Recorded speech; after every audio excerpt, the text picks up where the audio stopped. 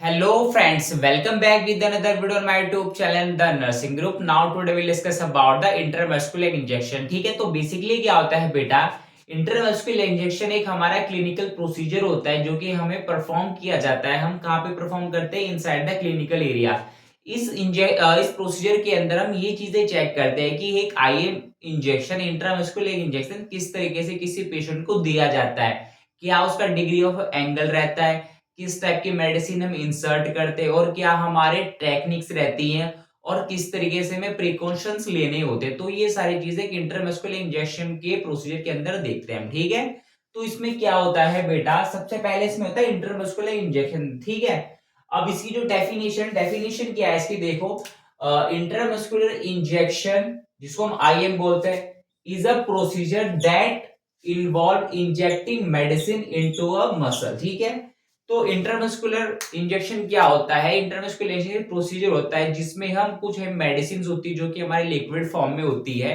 उस मेडिसिन को हम कहाँ पे इंसर्ट करते हैं? Inside the muscle. ठीक है, मसल के अंदर क्या करते हैं? उस मेडिसिन को इंसर्ट करते हैं, जो कि हमारा इंटरमस्कुलर प्रोसीजर कहलाता है। मतलब कोई भी ऐसी मेडिसिन जो हम डायरेक्ट इंटरमस्कुलर या मसल्स के अंदर इंसर्ट कर रहे हैं वो हमारा इंटरमस्कुलर प्रोसीजर के अंदर आती है। ठीक है, अब इसमें जो हम ये मेडिसिन देते हैं, इस मेडिसिन को देने के लिए कुछ आर्टिकल्स की हमें रिक्वायरमेंट होती है जो कि हमें पता होना चाहिए कि भाई अगर हम किसी को इंट्रामस्कुलर इंजेक्शन लगा रहे हैं तो हमें किन किन आर्टिकल्स की नीड्स होती हैं। ठीक है, तो सबसे पहले बेटा क्या है, सबसे पहले जिन आर्टिकल्स की हमें नीड होगी वो होते हैं हमारे ग्लव्स। ठीक है, देखो ग्लव्स होना इस वजह से जरूरी है क्योंकि हमारे जो हाथ है वो क्या है, इन्फेक्टेड रहते हैं। ठीक है, सबसे पहले किसी प्रोसीजर करने से पहले हम हैंड वॉशिंग करते हैं। हैंड वॉशिंग करने के बाद हम ग्लव्स को वेयर करते हैं ताकि जो भी इंफेक्शन है वो one person to second person transfer ना हो सके और पेशेंट और हेल्थ वर्कर मेंबर्स, ठीक है, वो हमारे क्या रहे, दोनों प्रिवेंट रहे, बचे रहे इन्फेक्शन से। ठीक है, दूसरा क्या है, ट्रे की जरूरत इस वजह से होती है, जो भी हमारे इंस्ट्रूमेंट है उसको रखने के लिए प्रॉपर ट्रे हमें प्रिपेयर करनी होती है, तभी उस पेशेंट को हम मेडिसिन लगा सकते हैं, हमें इधर उधर भागना नहीं पड़ता छोटी छोटी चीजों के लिए। ठीक है, फिर हमारा क्या है, सीजर। सीजर का काम इसमें इस वजह से, जो भी हमारा एम्पुल है, वाइल है, जो भी हमारी जिसमें मेडिसिन होती हैं, ठीक है, उसको ब्रेक करने के लिए, तोड़ने के लिए हमें सीजर की जरूरत रहती है। फिर हमारा क्या है, एल्कोहल स्प्रिट। एल्कोहल स्प्रिट इस वजह से रहते हैं, जिस भी हम पार्ट में, जिस भी मसल्स में पेशेंट को मेडिसिन लगा रहे हैं, ठीक है, उसको क्लीन करने के लिए, ठीक है, क्या क्लीन करने के लिए हमें स्प्रिट की जरूरत रहती है। ये हमारे पर्टिकुलर स्किन को नीट एंड क्लीन कर देता है ताकि हमारा जो इन्फेक्शन है, ठीक है, जब भी हम किसी को इंजेक्शन लगाते हैं तो हमारी मसल्स को पेनिट्रेट करके मसल्स के अंदर वो निडल जाती है। तो अगर स्किन के सुपरफिशियल एरिया पे क्या रहेगा, हमारा सुपरफिशियल एरिया पे हमारा जो छोटे छोटे पार्टिकल हैं डस्ट के या हमारे छोटे छोटे बैक्टीरिया, वो एकदम से सुई के जो वो हमारी निडल होती है, ठीक है, उसकी टिप के थ्रू मसल के अंदर चले जाएंगे, वो ना जा सके, इसी वजह से हम स्प्रिट से क्लीन करते हैं। ठीक है, अब ये है कॉटन स्वैब। अब स्प्रिट को कैसे करेंगे, जब हम उसमें क्या करेंगे, उस स्प्रिट को कॉटन के ऊपर डालेंगे, ठीक है, कॉटन स्वैब बन जाएगा जिसके थ्रू हम क्लीन करेंगे। ठीक है, फिर हमारा क्या है, सिरिंज। अब इसमें हम सिरिंज भी हमारे पास होनी जरूरी है बेटा, कि सिरिंज हमें किस तरीके से पेशेंट को इंजेक्शन लगाएंगे। सिरिंज होनी चाहिए, वो हमारी 3.5 ml की हो सकती है, 4 ml की हो सकती है, तो हो सकती है हमारी 5 ml की हो सकती है, 10 ml की हो सकती है। ठीक है, तो दीज आर द सिरिंज, ठीक है, which we required for the intermuscular injection. ठीक है, तो ये हमारे कुछ आर्टिकल्स है। ठीक है, अब मैं आपको बताऊंगा क्या है मेथड ऑफ इंटरमस्कुलर इंजेक्शन। ठीक है, तो हमारे कुछ मेथड्स होते हैं। ठीक है, अब मैंने आपको एक चीज बतानी है, इसमें ध्यान रखना बेटा, जब भी हम किसी को इंट्रामस्कुलर इंजेक्शन लगा रहे हैं, क्या इंट्रामस्कुलर इंजेक्शन लगा रहे हैं, जो इसमें हमारा एंगल रहेगा वो रहेगा हमारा क्या, 90 डिग्री एंगल। क्या रहेगा, 90 डिग्री एंगल रहेगा, कि अगर हमारे किसी भी पेशेंट को हमें इंजेक्शन लगाना है तो इंजेक्शन के लगाते समय अपने अपना एंगल हमें 90 डिग्री रखना है। ठीक है, अब सेकंड चीज क्या है, फॉर एग्जांपल ये कि मैंने एक स्ट्रक्चर बनाया है बेटा, फॉर एग्जांपल ये हमारा हिप है, तो हमें हिप को क्या करना है, जो हमारा एक हिप है, फर्स्ट ये सही, ये फर्स्ट वाला जो हिप है, इसको हम 4 क्वाड्रेंट में डिवाइड कर लेंगे। इसमें देखो मैंने लिखा भी है, ठीक है, क्वाड्रेंट, ठीक है, इसको 4 क्वाड्रेंट में हम इसको डिवाइड कर लेंगे। देखिए एक ये हो गया, first, second, third, fourth, 4 quadrant में मैंने इसको डिवाइड कर लिया। अब जब भी हमें जो इंट्रामस्कुलर इंजेक्शन लगाना है वो इस पार्ट पे लगाना है बेटा। किस पार्ट पे? जो हमारा ये फर्स्ट क्वाड्रेंट है ना, ये फर्स्ट क्वाड्रेंट है हिप का, ठीक है, हमें इसी के अंदर अपना क्या है, सिरिंज, ये इंजेक्शन लगाना है। इसमें लगाने का रीजन ये है, इसको डिवाइड करने का रीजन ये है बेटा, क्योंकि यहां से ना, यहां से हमारी एक क्या जाती है, यहां से हमारे शिएटिक नर्व जाते हैं। कौन से? शिएटिक नर्व।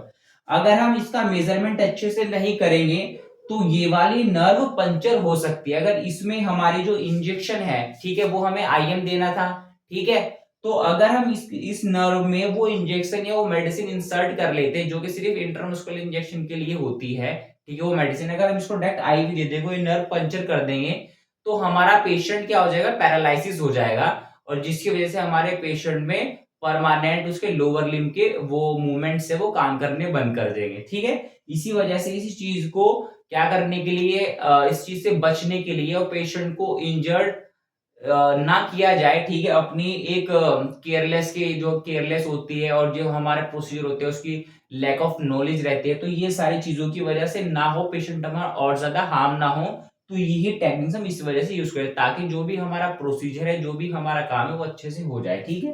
तो हम फर्स्ट क्वाड्रेंट में क्या करेंगे, अपने पर्टिकुलर इंजेक्शन को इंसर्ट करेंगे। क्या रहेगा?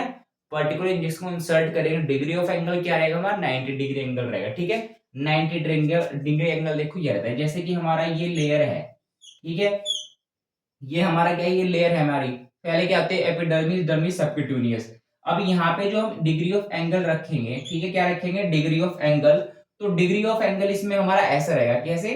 डिग्री ऑफ एंगल इसमें हमारा ऐसा रहेगा, ऐसे, और ये हमारा 90 डिग्री एंगल रहेगा, जिसमें हमारी जो निडल है ये इसको स्किन को पेनिट्रेट करते हुए ऐसे ऐसे जाएगी, और यहाँ पे हमारी मसल है और यहाँ पे ये मेडिसिन इंसर्ट हो जाएगी, ठीक है, इसी वजह से। और इसकी टेक्निक्स होती है जो कि मैंने आपको बताया है। अगर हम हिप पे क्या दे रहे हैं, इंजेक्शन लगा रहे हैं, तो यहाँ पे हमें क्या करना है, हिप को 4 क्वाड्रेंट में डिवाइड करना है। जो फर्स्ट क्वाड्रेंट है वहां पे हमें क्या करना है, मेडिसिन को इंसर्ट करना है, ठीक है, तो इस तरीके से हम ये कर सकते हैं।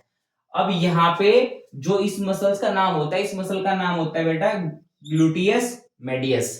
क्या होता है? ग्लूटियस मेडियस इस मसल्स का नाम होता है जहां पे हम क्या करते हैं, मेडिसिन को इंसर्ट करते हैं, ठीक है।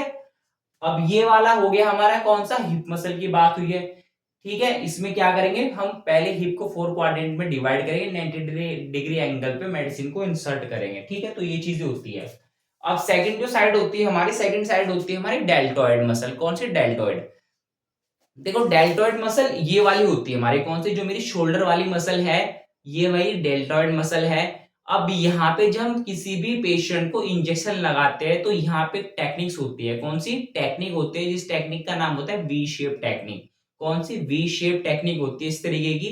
जब हम क्या करते हैं, इसको वी वी शेप में मेजर करने के बाद तभी हम पेशेंट को क्या करते हैं, इंजेक्शन लगाते हैं, ठीक है। अब यहाँ पे देखो ये है, ठीक है, मैं आप स्ट्रक्चर दिखा दूंगा, पिक्चर्स के थ्रू मैं आपको समझाऊंगा कैसे कैसे लगा सकते हैं। फॉर एग्जाम्पल ये हमारा क्या है, शोल्डर है। अब देखो यहाँ पे जो शोल्डर होता है, ये हमारा जो ये है ना, ये वाला पार्ट है बेटा, ये वाला, ये हमारा होता है एक्रोमियल प्रोसेस। क्या होता है, जहां पे हमारा शोल्डर अटैच होता है, ये वाला पार्ट, ये वाला पार्ट मेरा एक्रोमियल प्रोसेस होता है, जहां पे मेरी क्लेविकल बोन है, क्लेविकल बोन मेरी, ये मेरी क्या है, ह्यूमरस बोन है, यहाँ पे जो जुड़ रही है, ये ज्वाइंट है इसको, ये, ठीक है, ये मेरा एक्रोमियल प्रोसेस कहलाता है। तो एक्रोमियल प्रोसेस से 3 फिंगर नीचे, एक्रोमियल प्रोसेस से 3 फिंगर नीचे ऐसे, तो ऐसे हमें वी शेप वो बनाना पड़ता है, यहाँ पे एंगल ऐसे वी शेप बनाना पड़ता है 3 फिंगर नीचे, तब जाकर के। अब देखो ये मैंने ऐसे यहाँ पे 3 फिंगर मैंने ऐसे मेजर किया, ठीक है, क्या किया मैंने, ये 3 फिंगर यहाँ से मेजर की, और इस तरीके से मैंने क्या किया, इस तरीके से ये एंगल बनाया वी शेप, ठीक है। तो यहाँ पे जो मेरा एंगल बनेगा वो ऐसे बनेगा, ये बना, ये बना और ये बना, ठीक है। अब जो मेरे लिए सेफ साइड है, अगर मैं डेल्टॉइड मसल पे पेशेंट के इंजेक्शन लगा रहा हूं, तो this is a safe side for the intramuscular injection, ठीक है। तो यहाँ पे मुझे क्या करना है, यहाँ पे मुझे 90 डिग्री एंगल पे, इस तरीके से 90 डिग्री एंगल पे मुझे क्या करना है, इंजेक्शन लगाना है, ताकि मेरी जो पेशेंट है उसकी जो नर्व वगैरह पंचर ना हो, ठीक है। तो ये इस तरीके से 90 डिग्री एंगल पे मसल्स को एक बार रीचेक करने के बाद क्या करना है, मेरे को इंजेक्शन लगा देना है, ठीक है। तो ये हमारा मेथड होता है इसमें करने का लिए, ठीक है। एक्रोमियल प्रोसीजर, 3 फिंगर मेजर करेंगे, ऐसे वी शेप बनाएंगे, तो यहाँ पे इस तरीके से हमारा हो जाएगा, ये मेजरमेंट हो जाएगा। फिर इसके बीच का जो अंदर का एरिया है सेंटर पॉइंट का, वो हमारा सेफ एरिया है जहां पर पे हम क्या है इंटरमस्कुलर इंजेक्शन को लगाएंगे, ठीक है। और जो इस मसल का नाम होता है, उस मसल का नाम होता है बेटा डेल्टॉइड मसल। तो ये एक बेसिक इंफॉर्मेशन थी जो हमारे इंटरमस्कुलर इंजेक्शन की। अगर इससे रिलेटेड आपको और वीडियो चाहिए तो मैं इसको और ब्रीफ और अच्छी तरीके से समझा दूंगा, ठीक है। तो ये हमारा एक छोटा सा वीडियो था इंटरमस्कुलर इंजेक्शन के लिए, ठीक है। तो this is all about the intermuscular injection. If you like my content please subscribe my channel, और if you have any doubt related to this video you can drop the message inside the comment. Thank you so much. Keep healthy, keep smiling. Vande Mataram.